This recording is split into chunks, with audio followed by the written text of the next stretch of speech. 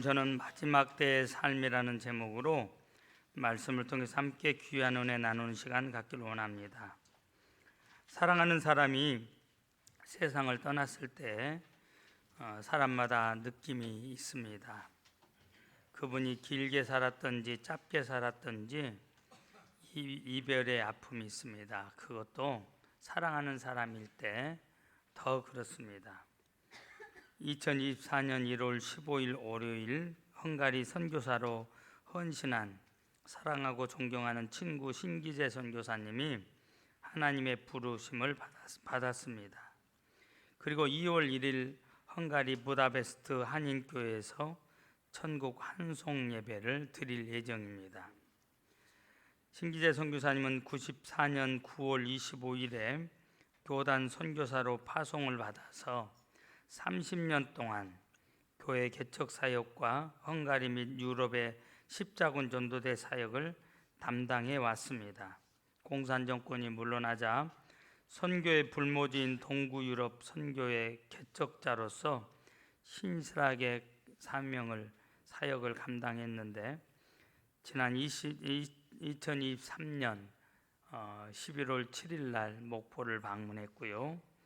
그리고 정기건강검진을 통해서 초기 췌장암으로 진단되었고 투병 생활하다가 선교지에서 한국 시간으로 15일 오후 2시에 주님의 부르심을 받았습니다.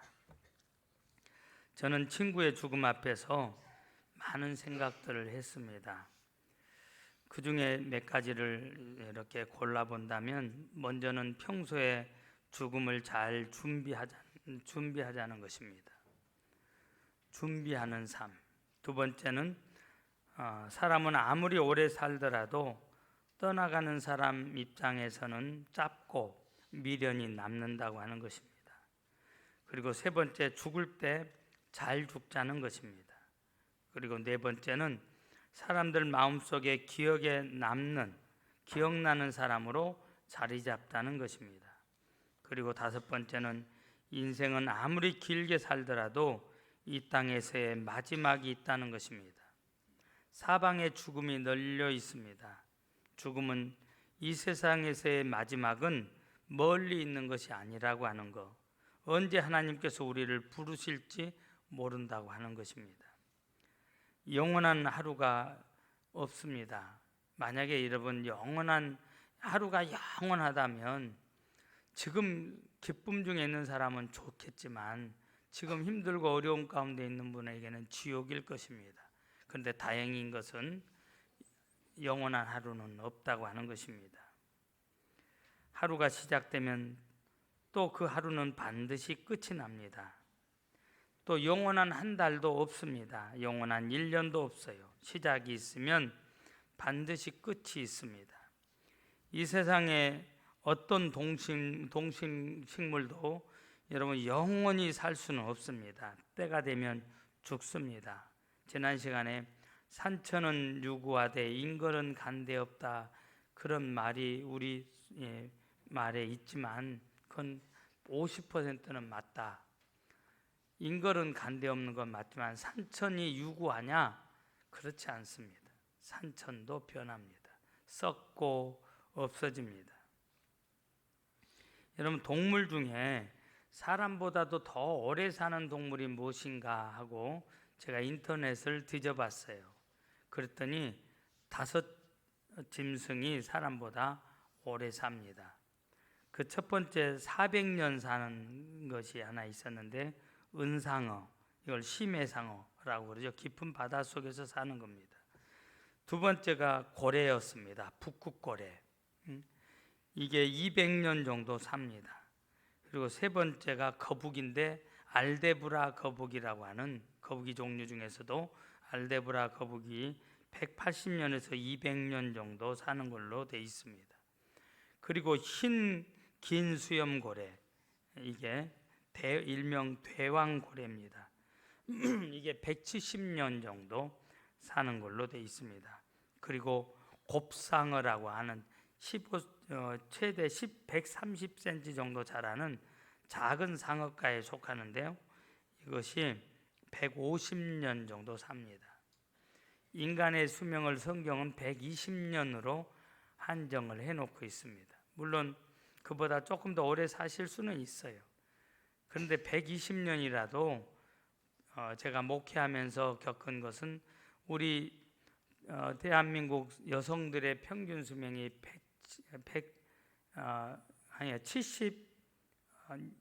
87.6세인가요? 그 정도 돼요. 그러니까 120년 다 못 산다는 것입니다. 여러분, 어떤 분은 새 죽음이라는 이 어두운 설교를 하십니까? 불편해하는 분들이 계세요. 그것은 여러분이 몰라서 그래요. 믿음이 없는 사람이 하는 이야기입니다. 죽음이 어두움과 절망이 아니에요. 믿는 하나님의 자녀에게 죽음은 또 다른 세계로 들어가는 희망이요 기쁨이에요. 이 땅은 수고와 슬픔뿐이고 그러죠. 고통뿐이에요. 이 땅은 아픔이 있어요. 이별이 있어요. 괴로움이 있습니다. 근데 죽음 너머에 우리가 가야 되는 세계는 수고도 슬픔도 고통도 아픔도 괴로움도 없는 것이에요. 그것을 말하는 게 희망이지 여러분 이게 어둠이고 슬픔이 아니에요. 세상 사람들처럼 그렇게 생각하면 안 돼요. 또 더군다나 나이가 젊다고 더 남았으니까 나는 아직 죽음 이야기하지 마세요. 무슨 소리 하는 거예요? 신기재 선교사님은 120년 수없이 120년 인생을 말했고 설교했을 겁니다. 모세가 말씀했던 시편 90편을 저도 많이 설교했지만 설교자들은 이 본문을 수없이 설교를 해요. 110년을 그도 살기를 원했을 것이고 저도 기향에 사는 것 저는 철학이 있어요. 길고 굵게 어떤 사람이 짧고 굵게 그랬는데 나는 그거 반대. 길고 굵게 딱 한 가지 욕심이 있다면 하나님 일을 그만큼 많이 하고 싶어요. 이 말에 감동이 되시는 분은 아멘을 하면 좋겠는데 전부 다 아멘 하잖아요. 여러분 제가 치유사역을 하는 목사이기 때문에 늘 환자들 곁에 있어요. 여러분들은 모르시지만 또 상당히 많은 분이 저를 통해서 도움을 받잖아요. 늘 죽음 곁에 있어요. 그런 분들 중에 목사님 나는 오래 살고 싶지 않아요. 빨리 갔으면 좋겠어요. 65세 넘기 전에 갔으면 좋겠어요. 근데 아직도 3년 더 살고 있어. 예? 제가 절대 65살 전에는 못 간다. 그럼 목사님이 원하시는 것은 내가 얼마나 살았으면 좋겠어요? 평균 수명은 살아야지. 그동안 기도해주고 섬겨준 것이 아까운데 그러죠? 또 어떤 분은 목사님 저는 빨리 가고 싶어요. 그런데 뭐한데 약도 먹고 좋다고 하는 주사도 맞고 뭐한데 그러냐고 그냥 죽어버리지. 예? 그럼 말하고 행동이 그렇게 틀립니까? 마음속에 오래 살고 싶은 거예요. 그러죠? 오래 살고 싶은 그러나 아무리 오래 살아도 평균 수명 이쪽 저쪽에 여러분 인생이 죽음으로 끝이라면 슬픔이요 절망이요 어둠입니다. 그렇지만 여러분 하나님의 자녀 천국으로 입성하는 하나님의 자녀에게는 그야말로 환희의 순간이에요. 그래서 우리가 장례식이라는 말을 안 써요. 안 믿는 사람들이 장례식 그러지 사실은 천국 환송 예배, 천국 환송식이라고 쓰는 거예요. 그게 성경적입니다. 제가 여러분 저도 이 죽음을 수없이 경험하고 겪었지만 그때마다 부르는 노래가 있어요. 복음성가죠. 우리 이 땅에 몸으로 태어나 무슨 일 하다가 무엇을 남기랴 우리의 인생을 누가 대신 살아주나 너와 내가 남남으로 주 앞에 설 때에 우리 무엇으로 주님께 드리랴. 혹은 긴 인생 어떤 짧은 인생 그러나 누구도 영원히 살 수 없네. 천국이 없다면 인생이란 허무한 것, 너와 내가 영원으로 만날 수 없다면 우리 이별을 어떻게 견디랴. 여러분, 천국이 없다면, 이 세상의 삶으로 끝이라면 여러분 인생이 얼마나 허무합니까? 그리고 인생이 얼마나 슬픕니까? 네? 그런데 우리에게는 3절이 또 있어요. 주님 안에서 영원한 생명 얻어 언젠가 또다시 만날 수 있기에 우리 헤어져도 슬프지 않을 수 있어. 너와 내가 영원으로 또다시 만나세. 주님 그때까지 함께 계시리라. 주님 그때까지 함께 계시리라. 할렐루야. 우리는 또다시 만날 수 있잖아요. 그래서 인사말 중에 굿바이라는 말을 우리는 안 써요. So long이라는 말을 씁니다. 굿바이는 아주 이별하는 거예요. 그러나 so long 조금 있다가 다시 만나. 옆 사람 보세요. So long. 먼저 말하는 사람이 먼저 so long 할 거예요. So long. 네. 여러분 그래요. 성경은 두 가지 종말을 말합니다. 하나는 개인의 종말, 또 하나는 우리 주님이 이 땅에 오심으로 맞이할 역사의 종말이에요.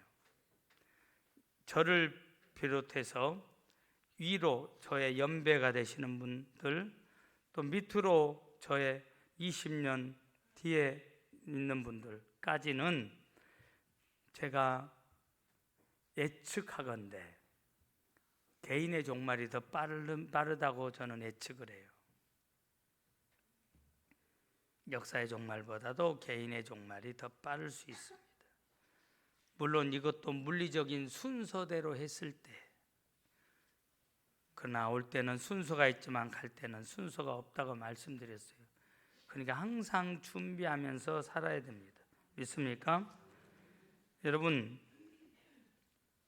마태복음 24장 29절에 보면 이런 말씀이 있어요. 그날 환난 후에 즉시 해가 어두워지며 달이 빛을 내지 아니하며 별들이 하늘에서 떨어지며 하늘의 큰 권능들이 흔들리리라.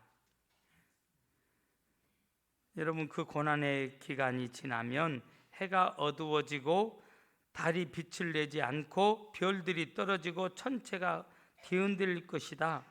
지금 우리 생각으로는 창조 이후 저렇게 불타고 있는 하늘의 태양은 영원할 것 같지만 절대로 영원하지 않다는 것을 성경은 말씀하고 있어요. 우리 주님께서 재림하실 때 역사의 종말이 이르면 해도 죽고 달도 죽고 별들도 죽습니다.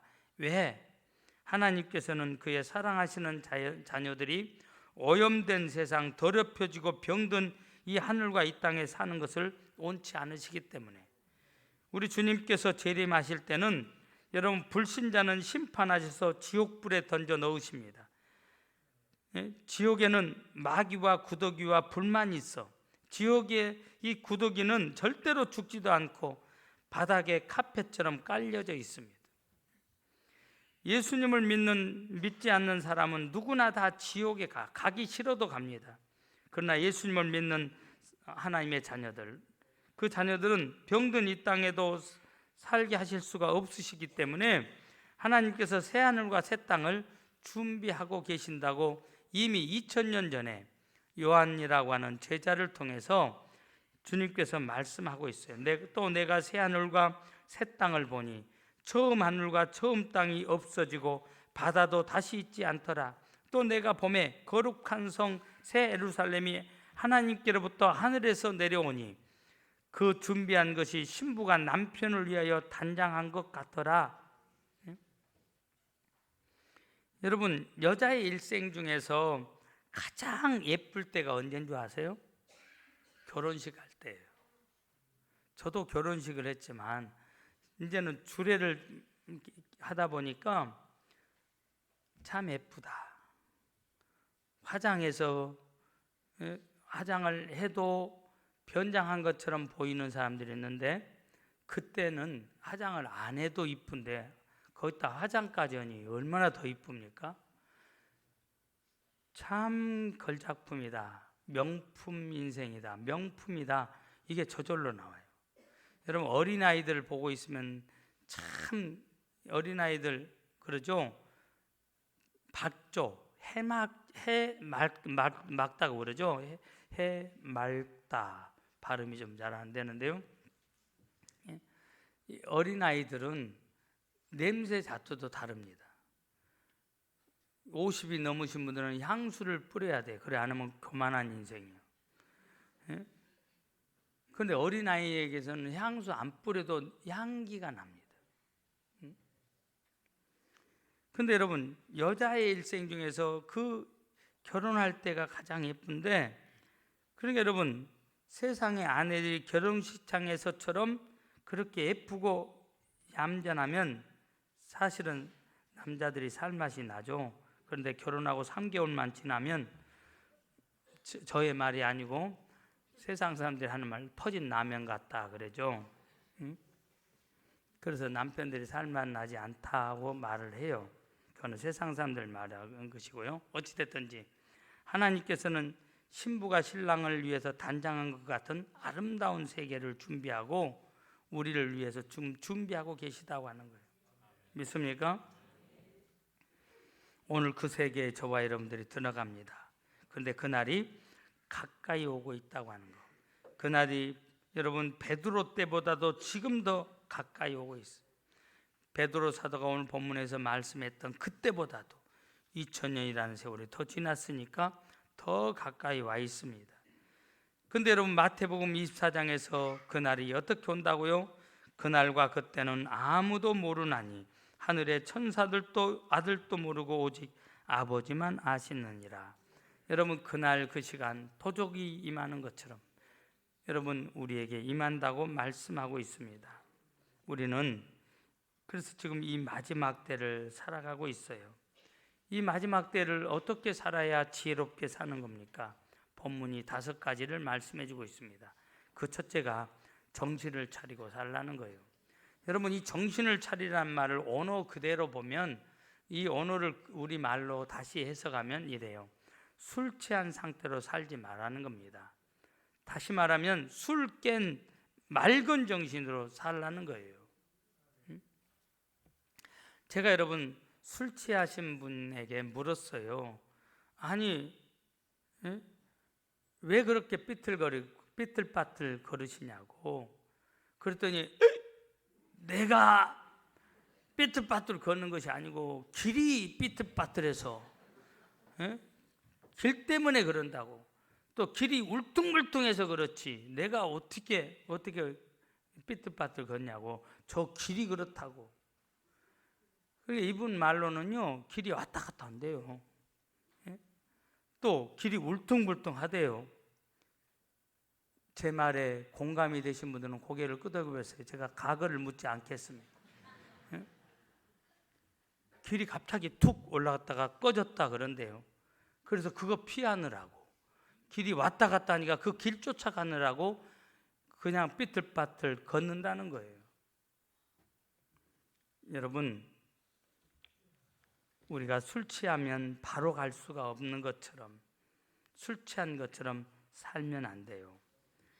여러분, 우리는 항상 선택의 기로에 있습니다. 성경에 신명기 30장에 그런 말씀이 있어요. 보라, 내가 오늘 생명과 복과 사망과 화를 너의 앞에 두었나니. 무슨 말이에요? 여러분, 우리는 항상 두 가지 길 앞에 서 있는 거예요. 선택을 바로 하라는 겁니다. 술 취한 사람처럼 아무렇게나 선택하면 안 된다는 거예요. 예? 여러분, 오늘 우리가 이 시간에 여기 나오기 전에 두 가지 선택의 길이 있었어요. 주일 예배에 나오는 길이 있었고, 들이나 바다나 산으로 가는 길이 있었어요. 근데 여러분들은 지금 정신을 차렸기 때문에 예배를 소중히 여기시는 하나님 앞에 생명을 걸고 이 자리를 선택해서 나와 있는 거예요. 믿습니까? 이게 정신 차리고 있는 겁니다. 정신 차리고 있지 않으면 안 돼요. 또 하나는, 여러분, 정신 차리라는 말은 흐릿한 정신으로 살지 말라는 거예요. 죽어가는 사람들의 특징이 뭡니까? 정신이 희미해져. 그러면 사람이 정신이 희미해지면 옆에서 뭐라고 그래? 정신 차려, 정신 차려. 말로 해도 안 되면 막 흔들잖아요. 흔들면서 정신 차리라고. 이 말은 죽어져 가고 있다고 하는 겁니다. 여러분, 우리가 죽어져 가는 증상이 뭐냐? 영적으로 기도하던 사람이 기도하기 싫어지고, 예배 드리는 사람이 예배 드리는 게 싫어지면, 아, 내가 지금 죽어가고 있구나. 새벽 예배에 나와야 되는 사람이 새벽 예배가 싫어지면, 아, 내가 지금 죽어가고 있구나.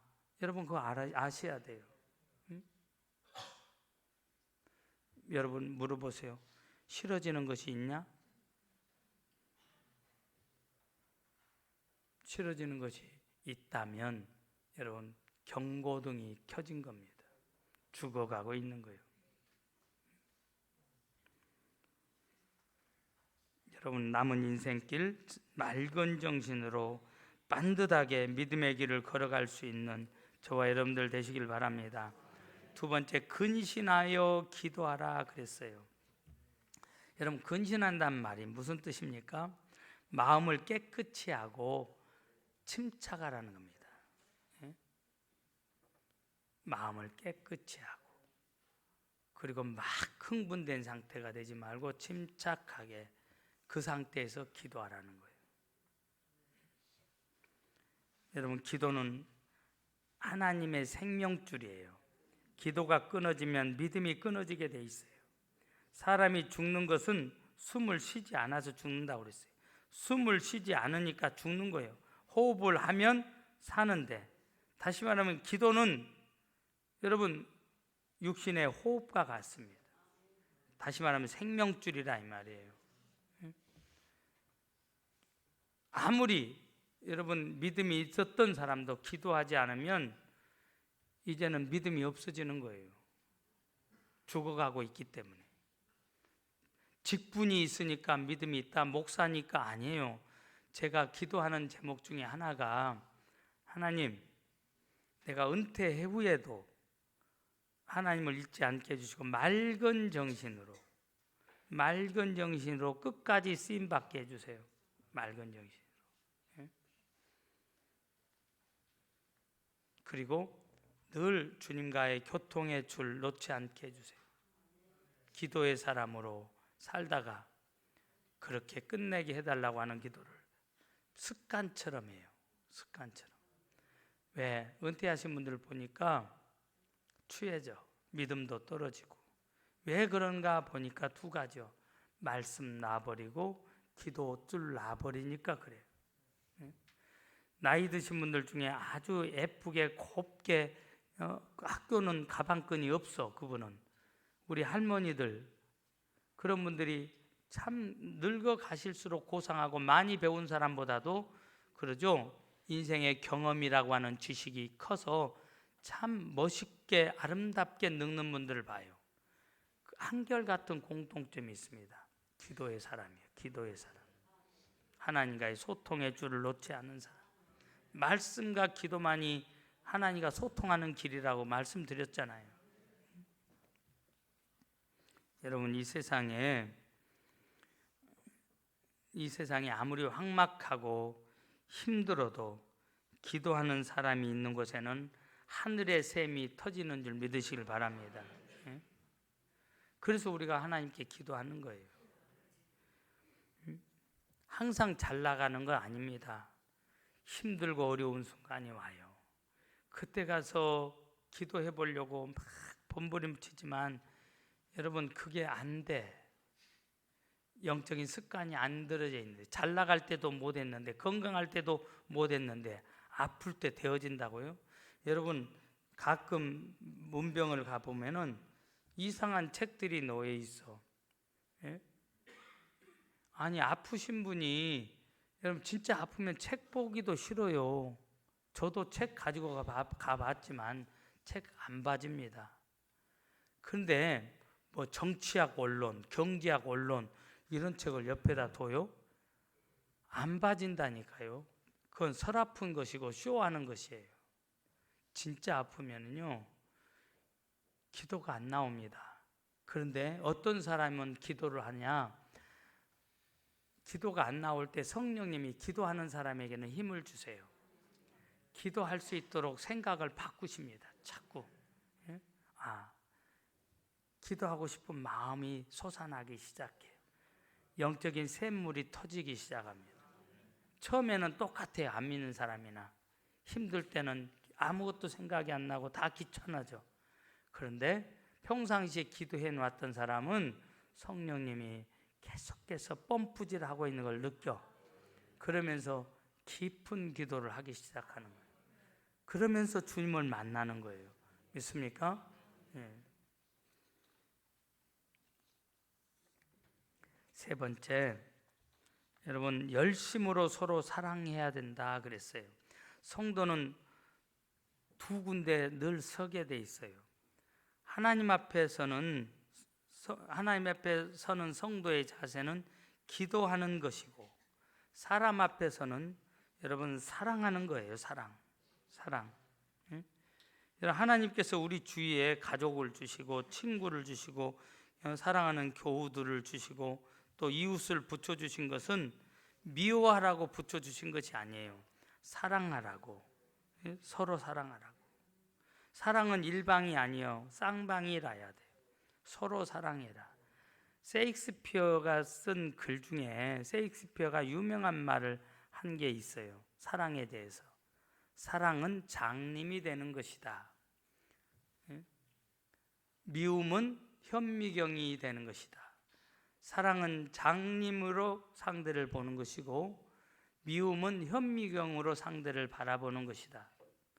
여러분 현미경으로 보면 내 손 지금 깨끗해 보이지만 여러분 현미경으로 보면 너무너무 지저분해서 제가 손으로 집어주는 건 받지 못할 거예요. 그러나 장님이 되어서 보면 다 좋아 보이는 거예요. 단점이 안 보이는 겁니다. 성경은 이렇게 말해요. 미움은 다툼을 일으켜도 사랑은 모든 허물을 가리느니라. 아침에 제가 여러분 예배를 드리려고 분주하게 새벽 예배 드리고 계속해서 제 일정 루틴이 있어요. 준비하고 있는데 그리고 이제 8시 정도 되면 저희 집사람이 와요. 그럼 집사람 밥도 제가 준비해요. 밥을 하는 게 아니고 달걀 2개 쪄놓고 사과 한쪽은 내가 먹고 한쪽은 잘라서 먼지 들어가지 말라고 비닐로 딱 싸놓고, 그리고 집사람이 가져다 놓은 것이 뭐 고구마가 있으면 고구마 하나 먼지 안 쌓이도록 덮어놓고 다 준비해 놓고 건가루 5개, 4개 딱 내놓고 그게 아침밥이에요. 근데 들어오자 말자 저를 향해서 그랬어요.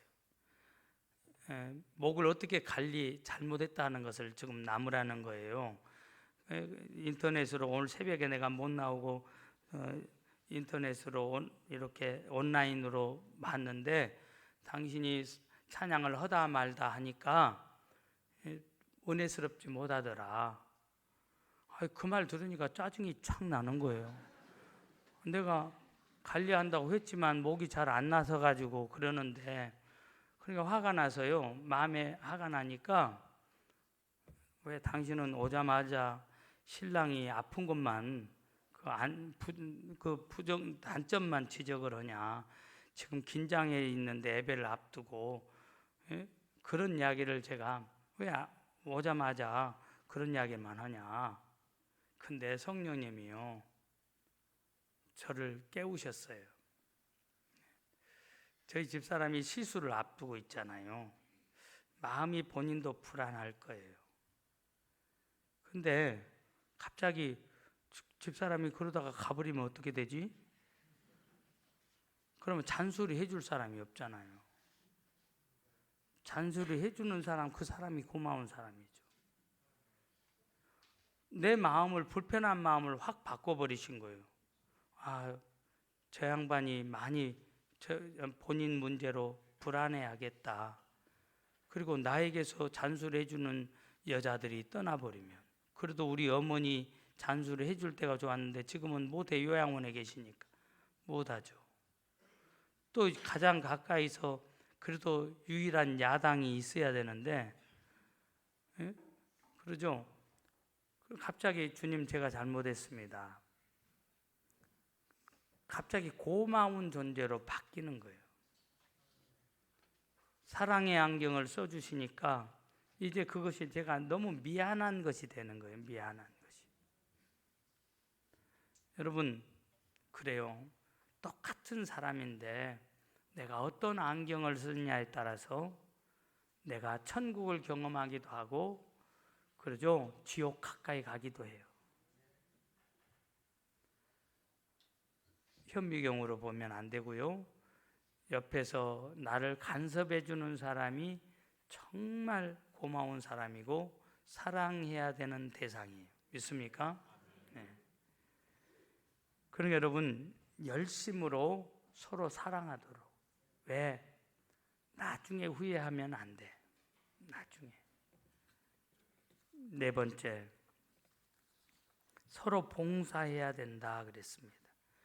희생과 헌신, 지난 3주 전인가요? 이 본문으로 세워가는 교회 설교 제목을, 그래서 이 본문의 이 부분만 따서 설교했어요.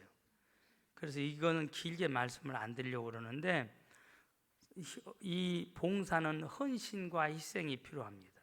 우리 교회가 깨끗하고, 어제도 어떤 분들이 교회가 왜 이렇게 깨끗해요? 올 때마다 깨끗해요.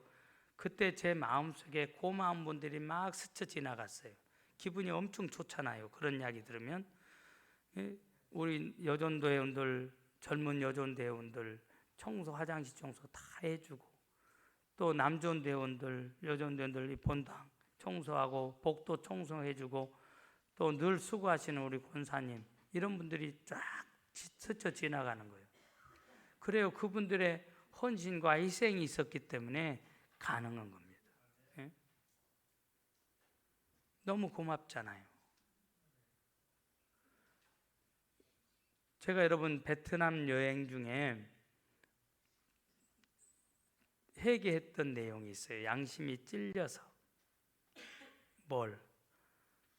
식당에서 식사하고 나오는데 어떤 분이 귀찮게 제 앞을 딱 가로막고 섰어요. 저는 빨리 차를 타려고 하고 있고, 왜? 베트남이 너무 추웠거든요. 그러니까 빨리 안으로 들어가서 나 때문에 버스가 지체되지 않도록, 제가 좀 늦게 나온 편이었으니까. 그런데 앞을 가로막고 섰어요. 제가 그분을 쳐다보지도 않고, 근데 뭘 도와달라는 거예요. 근데 저한테 형 불렀어요. 형. 그래서 제가 형이라고 하는 말에 우아래로 훑어봤더니 내가 형인 것은 맞아. 내가 나이가 더 많더라 이 말이에요. 근데 보니까 거기 이미 구걸 하는 분이 몇 개 이렇게 돈이 들어있는 바구니통을 들고 있었어요. 근데 저는 그냥 생각 없이 올라탔는데 계속 내 마음에서 형 소리가 들리면서요. 그래서 다시 응시해 봤더니 방금 보지 못하고 왔던 부분을 봤어요. 다리 하나가 완전히 잘렸어요. 반토막 난 것도 아니고 허벅지 있는 부분이 완전히 잘려 갖고 있었어요. 내가 내려서 저 사람에게 줄 만한 돈이 없는 것도 아닌데 저 사람이 어떻게 살아왔느냐 이건 중요한 게 아니에요. 지금 내 마음에서 일어나고 있는 이 성령의 생각에 순종하지 못하고 올라타버린 그것이 얼마나 마음이 아팠던지요. 여러분, 내가 봉사해야 되는 대상이 누구냐 이 말이에요. 저처럼 후회하지 말고요. 당장 내가 도울 수 있는 사람, 그 사람이 내 봉사의 대상이에요. 제가 왜 회개했냐면 예수님이 저 모습으로 나를 지금 찾아오셨다면 나는 그 기회를 놓쳤잖아요. 예수님이 저 모습으로 나에게 와서 도와달라고 했다면 나는 그 모습, 지금 그 기회를, 그 좋은 기회를 놓쳤잖아요. 예수님께서 내 이웃이 누굽니까? 바리새인이 물었을 때에 저가 이방인이냐 아니면 다시 말하면 유대인이냐 사마리아인이냐 이거 따지지 말고 도울 사람, 도울 수 있는 대상을 도와야죠. 이렇게 따지지 말고 너의 이웃이 누구냐고? 네가 도울 수 있는 그 사람이 너의 이웃이야. 네 눈앞에 있는 그 사람이 너의 이웃이야. 믿습니까? 저는 여러분 그런 면에서 기회를 놓친 거예요. 내가 도울 수 있는 대상. 여러분 할 수 있으면 봉사도 나에게 갚을 수 없는 사람에게 하는 것이 봉사예요. 믿습니까? 여러분 그러니까 집에서 부죽게 여러분 다 없애버리세요. 이 사람이 왔냐 안 왔냐 떠들어보고 왔으면 가고 안 왔으면 안 가고 그러지 마. 그거는 예수 안 믿는 사람들이 하는 것이고 예수 믿는 사람들은 그거 따지지 마세요. 저는 6번 갔는데도 안 오신 목사님 계셔. 예? 근데 여러분 그걸 불편해하지 마시라고. 그가 갚을 수 없을 때 하나님이 나에게 갚아주셔. 믿습니까? 하나님 앞에 받는 게 큰 거예요. 갚아버리는 사람에게는 갚아버리면 나는 상 받을 길은 없죠. 그러니까 내가 그 마음속에 감동이 일어나는 대로 저 사람을 도와야 돼 하면 그냥 도우세요. 그게 이웃이니까 그 사람이. 믿습니까? 마지막 하나입니다. 하나님이 우리를 지으신 목적이 뭡니까? 하나님을 영화롭게 하고 하나님을 영원토록 기쁘게 해드리는 것이 우리를 지으신 목적이에요. 다시 말하면 하나님께 영광 돌리는 삶을 살라는 겁니다. 이 마지막 때. 여러분 사람들이 내 모습을 보고 거기서 하나님을 볼 수 있어야 돼. 저 사람이 예수 믿기 전에는 저렇게 안 살았는데 예수 믿고 나더니 참 멋있어졌어. 아름다워졌어. 참 사람이 달라졌어. 예수님이 저런 사람이구나. 예수님을 따르면 저렇게 되는구나. 여러분 내 삶을 통해서 예수님을 볼 수 있어야 돼요. 우리가 전도지가 돼야 돼. 내 삶이. 이게 여러분 하나님께 영광을 돌려드리는 삶이에요. 하나님이 얼마나 기뻐하시겠어요. 그 삶을 보시면. 주님의 이름이 높여지는 시간이잖아요. 우리가 그렇게 못 사니까 사람들이 교회를 향해서 야박하게 말해요. 교회 아무리 이 교회당을 아름답게 꾸며놓으면 뭐해요? 사람이 모여야 되는 것이죠. 예? 우리의 모습이 아름다운 성전이 되길 바랍니다. 눈을 감겠습니다. 여러분 서두에 제가 신기재 선교사님 이야기로 시작을 했습니다. 신기재 선교사님도 120년 살고 싶었을 겁니다. 그런데 하나님께서 이 땅에서의 사명이 끝나니 다시 데려가셨습니다. 우리 모두에게 그날이 옵니다.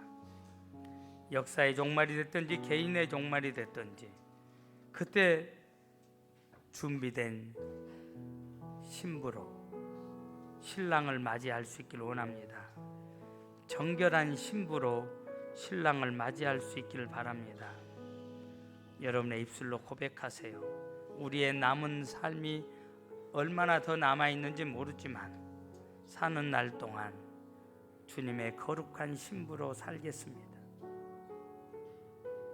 하나님의 영광을 드러내겠습니다. 내 삶이 그리스도의 향기요 내 삶을 통해서 예수님을 사람들이 보기를 원합니다. 여러분의 입술로 고백하시길 바랍니다. 하나님 아버지